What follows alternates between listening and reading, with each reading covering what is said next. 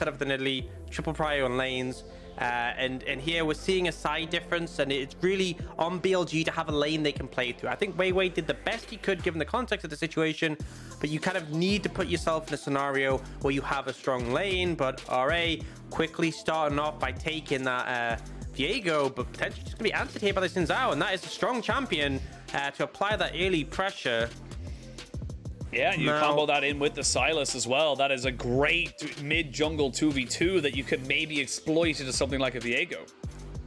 Yeah, and I think a critical thing as well is that one of the issues for Zeka was he was into that LeBlanc, caused a lot of problems before. With that banned away, you should feel a lot more comfortable in this mid lane matchup. Now, I think in this rotation, RA, like, you're going to pick up that jungler, so they are flipping between picks, but whether it's the Olaf or not, it is going to be the Olaf. I think it makes sense. You're up against your Zhao, really strong early jungle. Olaf, one of the few champions who can actually go toe-to-toe with them in melee range, so it makes a lot of sense to lock that one in now. Make sure Leon's on something that can have some impact. But again, already, I don't think you're going to have as much of a problem as you saw in that game one, but still got to see how things play out for RA. They could look to secure, you know, I guess they're just going to go for mid lane. I kind of felt like maybe they'd want to keep the Viego open as a flex, but they commit very early to that Zoe. So having a good matchup again for FoFo into the Sylas, able to apply that pressure. And in return, BiuBiu's going to pick up the Jayce. And you talked about this. You said the jungle top duo for BLG are strong, and there was a pretty powerful duo. It was indeed. Got themselves the Lee Sin and the Zhao. Hell of a lot of burst damage coming out from both of these picks. And I want to kind of quickly touch on the Zoe here for FoFo. One of his most picked champions. The things that we know is FoFo for are Azir, LeBlanc, and Zoe. Played 40 games of it. It's currently 21 and 19 in terms of the score differential. And the last time we did see him on it was in summer this year. It was a loss to Rogue Warriors in their last matchup. So seeing if he can redeem himself off of that particular loss. But loving this start now from the side of Rare Atom, loving the fact that they're getting such early priority, and both sides just saying, look, bot lane sorted out, we got top lane priority to get. Yeah, and we've seen support bans. I think for BLG, Callista's a fair one. I think Rare Atom have to ban Varus here. I think the game's kind of doomed if you don't. Varus Jayce, such a good poke combo, and kind of it's so oppressive that it would kind of nullify anything Zoe can do, because if he tries to like push forward, she'll just get hit by a shock blast and a piercing arrow. So I think for RA, that makes sense for me. They are going to ban that one away, and now BLG, I prefer taking AD carry here. I don't think there's any standout supports with Leona, Nautilus, Thresh ban that you really need to prioritize here. I'd like to see them take an AD carry they feel comfortable with, and then on the second rotation they can pick up support, which obviously gives them a counter pick they can play around. They are taking the Ezreal, which, you know, it is a good pick for aiming, don't get me wrong, but we kind of saw what happened last game, and obviously the Aphelios now open available if iBoy does want to take that, so has the option to go for it. Might look towards it. Is something that iBoy has had a lot of success on, but no, gonna go back onto the Kaisa, so doubling down on the idea of everyone jumping in and even tripling down as well with the Rakan. So good engage here, but you are very reliant on those skirmishes now for RA. Yeah, but this opens up BLG to take a range support. Karma comes to mind. Bard makes a lot of sense. Rakan doesn't apply enough pressure. I don't think he can ever really get a W onto Ezreal unless Ezreal makes a mistake. It's too easy to arcane shift away. And so as a result, this bot lane for RA, great in skirmishes, right? Great in team fights. Good engage. You can follow it up with the Kaisa. But in the laning phase, aiming and ppgod should feel pretty confident. And with the Ezreal Bard, they're able to sort of have aiming be safe and allow ppgod to roam around and influence the map. We're talking about, you know, the importance of mid-jungle matchups. You've now just put that roaming support into the mix who can help provide that pressure. And of course, the Tempered Fate, great at just setting up those, or cutting off escape routes from people who are from the side of RA if they do decide to try and run away. That if you can get that good ultimate down onto multiple members, gives you those extra 2.5 seconds to just jump up on top of them, get all your cooldowns back, and get the fight in your favor. For BLG, they've got themselves a much more cohesive composition that should have priority in the lanes. It's exactly what you said you wanted to see from them. But RA, they are no slouches either. This Zoe gets going, you get hit by a couple of trouble bubbles, you get hit by a couple of paddle stars, you're gonna feel it.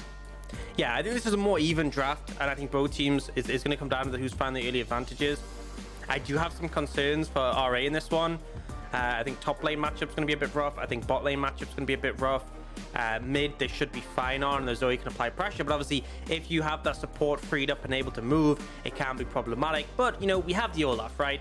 Olaf Zoe, strong 2v2 in the mid jungle, and I expect to see RA able to do a bit more than BLG were in the last game, even if I do feel like maybe they're at a little bit of a disadvantage in the draft initially. And obviously, you know, as it goes later in the game, we have pretty powerful engage potential of this Rakan and this Kaisa. And Kaisa, traditionally seen as a counter to Ezreal. When Ezreal was super strong, it actually didn't really work as a counter just because of how broken Ezreal was, but you're able to dive onto that Ezreal and duel him in the backline. So I'm sure iBoy will be hunting for those windows. We'll see if they're able to do it. iBoy having a fantastic game one. We'll want to keep the momentum into game two. But BLG, they've got a couple of answers that need to try and, you know, be reviewed as we come into the Summoner's Rift of game two. And again, BLG, there was no other word for it. Y'all got smashed. Y'all got clapped. You know, team diff, whatever way you want to put it. Bodied, there we go. Another great word to use to describe the last game. And now you've got an opportunity here to make back a game, to show that you can beat Rakan. Because something that we talked about at the start of this series, the momentum, the idea that can you even beat this team is just so important to solidify and confirm before you even get close to trying, you know, actually beating them.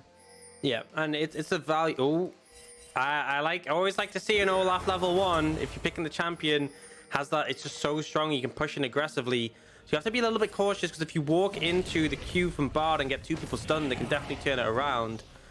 I think there were decisions to be made from WeiWei actually to rush the Wolves. If he gets the Wolves, he can come in level 2, and they might be able to contest this, but I don't think he's going to be able to get it done in time. I think they're just accepting the blue's gone, respecting the level 1 of Leyan, and a nice invade. I think if you have champions like the Olaf, like the Bard, you should always be looking for these level 1 invades. Just the power of the champions is there, and it gives you that instant advantage. We talked about how WeiWei is going to be a threat on this Zhao. After the champion we see banned with that advantage may slow down his impact in the game.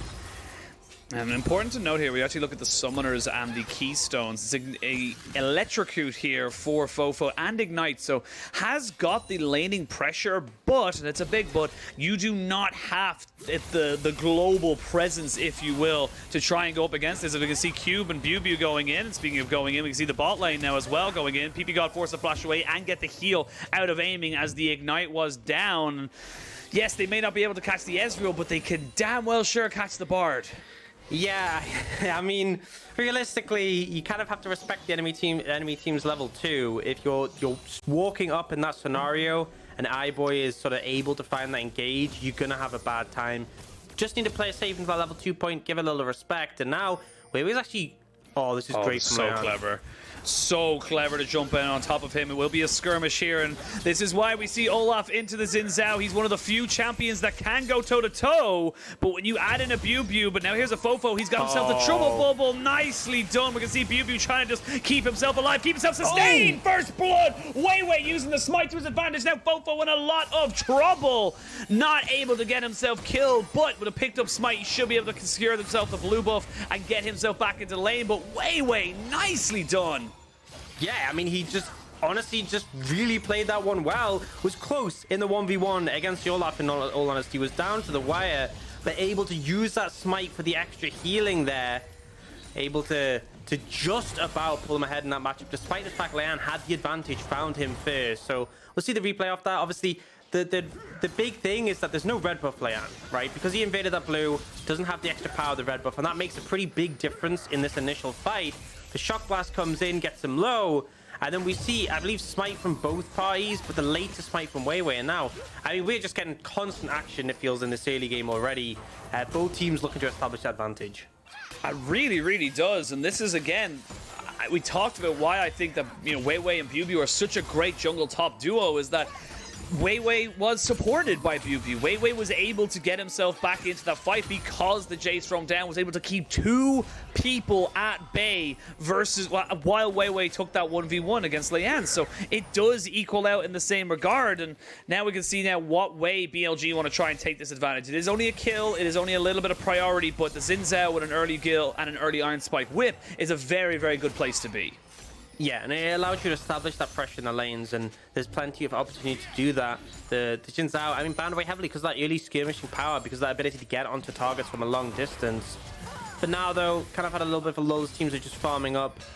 We do see bot lane. That's one of the things, the Ezreal, you're not going to achieve priority too easily in most matchups, but you have to scale up and play it safe and find windows for ppgod to impact the map.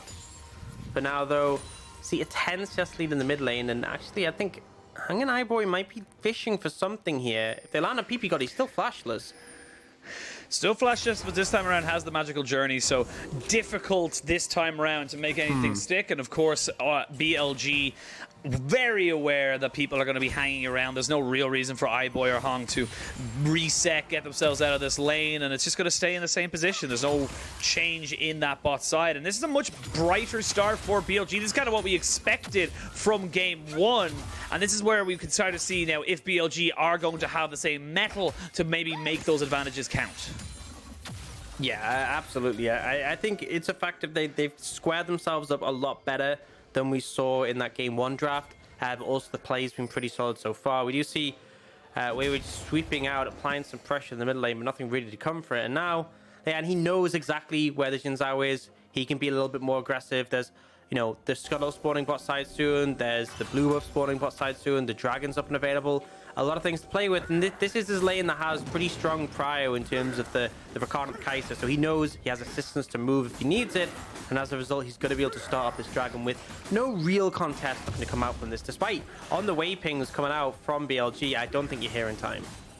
Nah, I think that is a little bit too late to the party. iBoy and Hong going to be able to help out their jungler Leyan in taking out this objective, but I think the on-way pick is just more so to maybe see if BLG want to try and contest for that blue buff. Of course, Zeka would love to be able to get that one into his hands. Of course, WeiWei would love the idea of having this one go for him. As we now see, there's going to be an engage onto Leyan. He has no ult, he has no flash, and he has nowhere to go. Another kill over to WeiWei as he is starting to roll on this Xin Zhao. Yeah, really good to see ppgod in a position where he's able to move, and again, it's that waiting in the brush, knowing roughly where someone is, and then being able to capitalize on it, because you get the first action when they don't have vision of you, and WeiWei there to follow up with the numbers advantage. So more kills for this Jhin Zhao, putting the Olaf behind, and Olaf, he is a snowbally champion. If he gets ahead, it can feel like, you know, this guy's immortal, unCCable, doing a ton of damage. If he's behind, it's kind of just like he's, you know, a sponge to sort of pump damage into. Yeah, not a great sponge either, because he doesn't absorb it and, you know, keep all the water inside him and not go away. He just kind of falls away. He just brittles off. He's so brittle and dry. It just doesn't really do its job. So it's like I completely episode. You know what? Yes, I need it. Exactly. But again, this is what we expected from BLG, and this is why we had such high hopes from coming into this series. Of course, RA with a fantastic game one, they are not to be discounted, but coming into game two, BLG is showing that they are not any kind of chumps, and they are here to play this game. I would like to see WeiWei and BiuBiu combo up a little bit onto this top side. I feel like the Viego is free farming to an extent to get to that ridiculous point in the game, and I feel like right now with WeiWei starting up this Rift Herald, this is a good start to that. Yeah, I mean, it's using that priority that Jayce has, but also ppgod just able to roam so freely. But there's an issue here. We don't see aiming on this side of the map, and iBoy is already here. So this is a 5v4 in favor of Adam, and I think BLG are aware of this. They're trying to buy time for the Ezreal. They may be able to just use his two-shot barrage for enough of an advantage, but that shock blast missing actually pretty big. Going down to the wire here. Here we go. It's going to be the Rift Herald taken by BLG. They will go over and take that one as well. There is a stolen quickness here for Zeka, and they cannot continue the fight. Still level 5 for Hong, so they don't have that engage, and that's what we kind of talked about in Champion Select as well. There is the only really engaged for the side of RA is this Rakan. He's the only hard CC to start a fight, and before 6, it's kind of a death sentence. Yep. You saw how much he got chunked out there almost instantly. And obviously doesn't have the ult to really provide that level of CC. Kind of a scam how Zeka can steal his ultimate before he even has it available, but you know, I digress. We see BLG once again looking to apply that pressure on the bot side, and I think this has been the story of this early game, is BLG pushing those minor advantages and finding those windows to apply pressure, and RA's just had to respect it. Other than that level 1 invade, it kind of feels like they've been on the back foot for the rest of the game. Gotta be careful on bot side now if you're RA. You know that the red buff's been stolen, so you gotta assume that WeiWei is around. They will give full respect to aiming, having no real support, but no real vision in favor of RA, so they can't really walk up and contest this right now. ppgod and Hong gonna throw in some auto attacks on top of each other. No real damage done either way, but BLG, they're going to go back. They're going to be able to set themselves up for success. They have a Rift Herald now in the back pocket, as we can see. Flash in. Oh, the knockback. Cube has to use his ultimate. Oh, my but you lord. are going nowhere. BiuBiu, that was beautiful. What an outplay. The flash knockback, essentially the Jayce under tower, and then Cube just didn't caught off guard. And then the shock blast to finish off the final kill when he was trying to get away with the ult and the camo. I got kind of caught off guard by that, but BiuBiu just really finding a massive advantage there and smithing in the 1v1. We were talking about how we wanted to see WeiWei pairing up. Looks like BiuBiu doesn't even need it. Doesn't need it right now, indeed. I'd love to get a replay of that top lane fight because he just recognizes, have a look at the pro view, he recognizes there's no minion wave, so there's no real reason for this. There's just no reason whatsoever for this Viego to go for that. It's just a pure mistake on the side of Rare Adam's top laner Cube, and BiuBiu 100% punishing. Yeah, I think it's a combination. It's the disrespect from Cube combined with the quick response from BiuBiu and the slick answer. Now, WeiWei's looking here, but it is a 2v1 for now. It is a 2v1. Quickness has been used, but a TP's coming in as well. WeiWei taking a lot of damage, but he's not quite dead just yet. No flash onto Cube, and this Viego's going to be running for the hills, but to the skies and back to the fountain. Another kill for BiuBiu as WeiWei turns a bad situation into a good one. Yeah, and WeiWei just a bit too tanky to take down. The damage from the Olaf not really enough, and they have to be so cautious about the rest of BLG. BiuBiu super strong right now, and could he get stronger because they're just looking to take this tower in the top lane. And this is what I was talking about. BLG's top jungle synergy, 201, the Jayce 200 on the Xin Zhao, and they have each other's backs. It's a mutually beneficial combination between these two guys. And Rift Herald not only is going to get the top tower, but they're also going to get a charge in the tier 2 as well. So that gold lead now up to 3,500. This is looking like BLG taking a leaf out of Roar Adams' book out of game 1. Yeah, it's just mirrored. You know, it's like, you guys want to crush the game? Okay, now we crush the game. And I think draft's definitely a factor in both of these that we talked about, but I think BLG, that play is just so much better, and looking for more here. They are looking for more. Leyan has been ignited. I don't know if there's much place for him to go, but the Tempered Fate is good enough to keep him in place. And Leyan 0-3 on this Olaf. We talked about how he's turning into a snowball. He's barely even a snowflake at this point, as he's just being absolutely just decimated in the jungle. Yeah, and you know, they prioritized this Olaf pretty early, and WeiWei's just been able to answer every sort of point. You know, we saw the Xin Zhao left open. It's often banned in a lot of our games. It's first rotation banned. It's that powerful. The skirmishing power, the fact it scales up well. It's the later game just with the ultimate absorbing so much damage. And Rare Adam left to open it. You know, they obviously felt like they had an answer, but WeiWei, even with being shut down and losing his blue buff level 1, it just wasn't enough to really force him out of the game. Really wasn't. Now we're looking at a 4,000 gold lead for BLG at 13 minutes into the game. Like we said, kind of mirrored from the last one, as Leyan almost messes up the Grump, as Leyan now pushes himself up towards this top side, but they know that he's there. They know where he is, and that gives aiming all the agency in the world. We see the quickness being used. He does get the grand entrance. They're going to use the ultimate from the Kaisa as well, but it's exactly what you talked about. The safety you have with this Ezreal means the Rakan just hasn't got enough. They have information now on the top side that Leyan is here with Cube, and BiuBiu, he's just never going to be caught by it. Yeah, I mean, they keep trying to find these windows, this numbers advantage to gank and apply pressure, but BiuBiu almost has a sixth sense and is able to spot them out again and again. And Eamon did lose both summoners for that, but he did trade a flash from Hung and obviously survived is the critical thing. The tankiness of the Ezreal with that Divine Thunder already, a lot of extra HP, 400 in the pocket, and then obviously the Arcane Shift making you hard to pin down. And it just kind of feels like, it's not like Rare Adam aren't trying, but they're just not able to really find anything. It's like they go for a play, someone survives on lowish HP, and then the turnaround normally comes through. And this is the big thing as well. Like, we're seeing FoFo on this Zoe, and if we look at the last game on the LeBlanc, was roaming around, able to create pressure in his lane. He hasn't had that same level of impact in this matchup against the Sylas, the LeBlanc that by and by the way, Rare Adam banned away. They had an opportunity to priority pick it if they so chose, but they decided to ban that one away. And BLG, they're just not being punished. They're just being given time to roam around the map, to set themselves up onto plays. And with 0-5 on the scoreboard, Rift Herald now on the cards, you can see now BLG, they're feeling comfortable. Yeah, and you know, we saw the Sylas struggle because of the LeBlanc, right? That was what made that pick not ideal for Zeka. But now, you know, the Zoe hasn't been able to apply as much pressure. And I think critically, it's not just the Zoe, it's the fact that there isn't as much setup as we saw in game one to really punish the Sylas. And so as a result, it's just been a scenario where he's been pretty chill to just scale up and feel comfortable. Yeah, that's the top lane tier 2 going down, so that's a very, very long lane for this this Viego to try and just defend into with the Zinzao and the Jayce on the top side. Though Rare Adam recognize they have themselves a unique opportunity to have the numbers advantage in bot. They won't get the tower just yet, but they have another minion wave coming in, so it won't be long for this world. But again, another opposite reaction coming out for BLG. They're recognizing, cool, 3 down in bot. We know we have pressure top side. Let's drop down the Rift Herald and get ourselves a tier 1, maybe even a tier 2 in mid. Yeah, there's a lot of burst damage from the Zoe, but it's still not really going to be enough to take down a target, and they should just be able to go for this tier 2. I kind of respect the decision from Rare Adam to trade cross map, because I don't think they contest well, but just because I respect the decision doesn't mean he turned out well.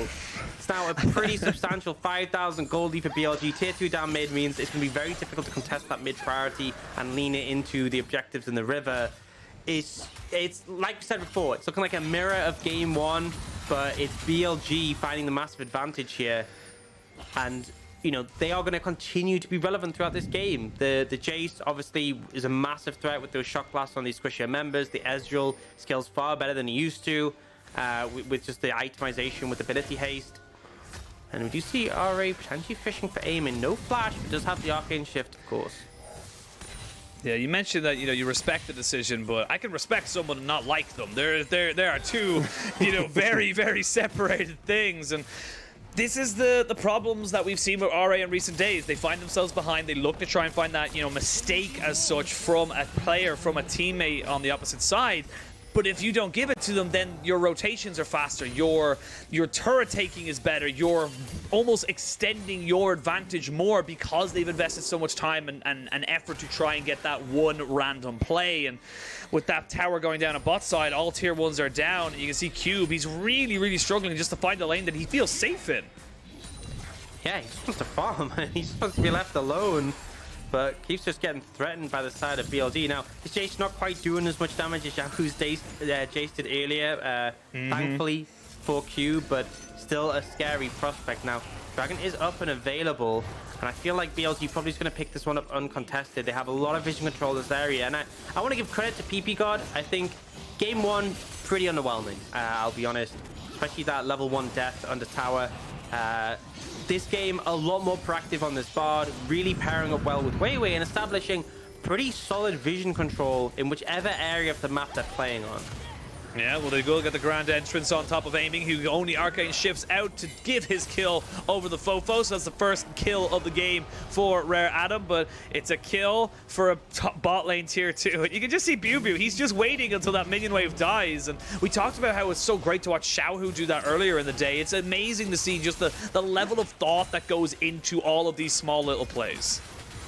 Yeah, they want to deny as much as possible, which makes complete sense. And that tier 2 in the bot side means it's going to be 6th tower for BLG. They've taken every tower outside of Rare Adam's base, and the extra gold that was added to those tier 2s a couple of weeks ago in the pocket of BiuBiu right now. So he is pretty monster fed, as really can be said for most of BLG, and we'll get a replay of this mid lane. And they've been looking for this for a while, and it's the right play.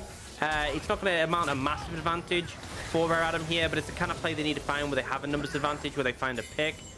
So I'm glad to see they are looking for these, but again, it didn't really translate into anything substantial off the back of that. It's kind of just like, you got a kill, you got a little bit of gold, can't complain, but, you know, BLG have been doing a lot more with their time.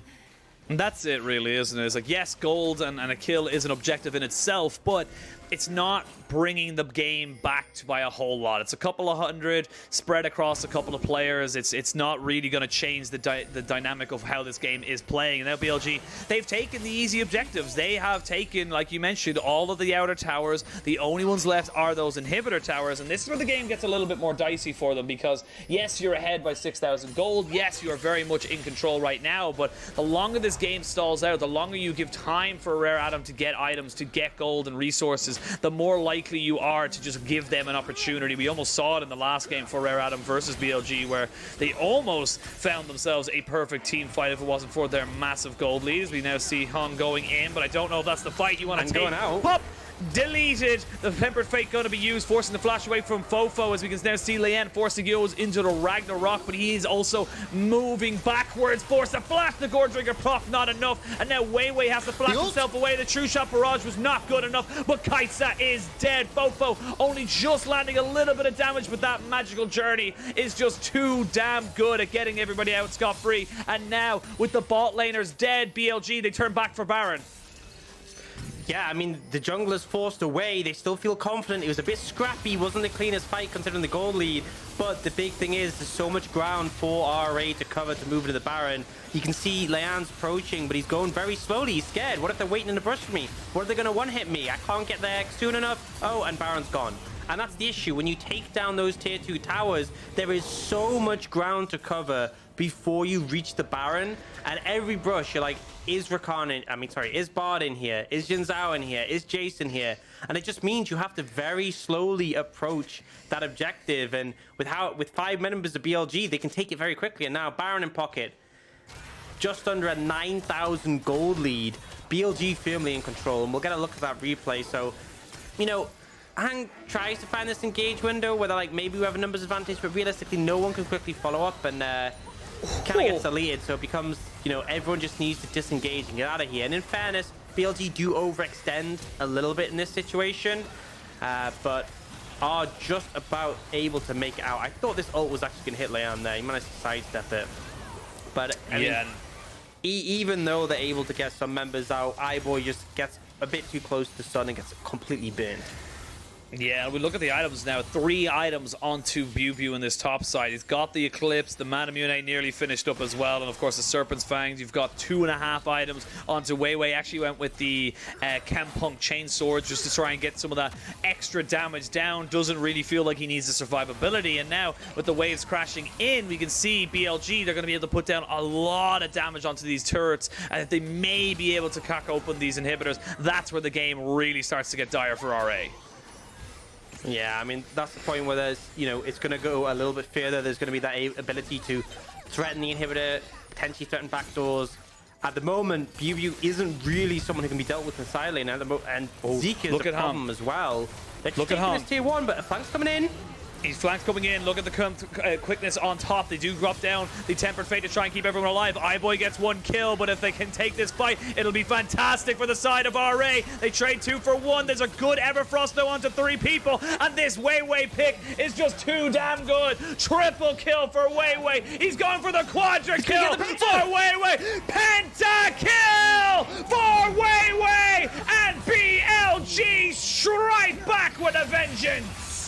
And that looked like a good fight for RA. That looked like the one that could bring them back in their game, but WeiWei was just too darn strong on the Xin Zhao. Finds a pentakill to round out a brilliant game from him to bounce back in that series. They're just going to be able to end the game here. The minions have died. They don't really care. BLG bounce back and answer the crushing game 1 they faced from RA. Looks like the respawn's coming in, but the Nexus is a bit too low. What a response from BLG, and again, WeiWei on this pick of Xin Zhao. Why it's so powerful, getting a pentakill just as the cherry on top, and RA are scratching their heads. They're like, hang on, did they sub out like their entire roster? Did they change everybody out from game 1? Because this feels like a completely different team. Yeah, I mean, it felt like the way I look at it is it's hard to just purely credit the draft because there's a lot more at play. But game 1, RA had all the tools. They had a stacked deck, and it felt a lot easier for them just to play with that. In this second game, it felt like you know, BLG had an edge, not as significant, but they definitely had an edge. And it felt like WeiWei, now that he wasn't trapped in his jungle, I think this is the thing you look at in game one. WeiWei actually played game one pretty well from a jungler perspective. He was just doomed to fail. He was set up in a situation you can't flourish. You're against a Nidalee who can invade you constantly because there's triple lanes with no prio. In this one, though, WeiWei gets to show his caliber. And honestly, I'm just going to say, he flat out just ruined Leyan in that one. Was so on point in the Xin Zhao. And I think the pentakill, you know, everyone's gonna look at that and be like, super hype, super amazing. Don't get me wrong, it is. But the whole game leading up to that is why that pentakill was so cool, because this was WeiWei absolutely dominating. And I mean, you even look at the damage. This is an Ezreal who barely did any damage. Zeka barely did any. This was all WeiWei all the time. This was WeiWei, and not only was he just taking out Leyan, you could see Cube, 4,400 damage. He did less than the Bard. Like, this Viego, this first pick Viego, I feel like these first pick priorities are a bit of a curse right now in this series, but it just didn't do anything. And they just, with WeiWei and BiuBiu roaming around with ppgod, making sure they had that global presence as well with Zeka on the teleport, there was just nothing they could do. And this is such a great series to watch because we've now watched 2 stomps in a row. And I'm just hoping that both teams now come into this third game and really come back and say, look, we're going to go head to head. I want a close game. This series deserves a close game 3. It always is. You get the first one's a stomp, second one's a stomp, and then game 3 is like neck and neck, massive slugfest as both teams have kind of worked out how they want to play, but aren't quite enough to overcome the other team. So my fingers are crossed. I'm hoping for that, and I guess we'll get to see soon. We will not be waiting too long, my friend. We're going to set it to a quick break, but when we return, the final game of this epic best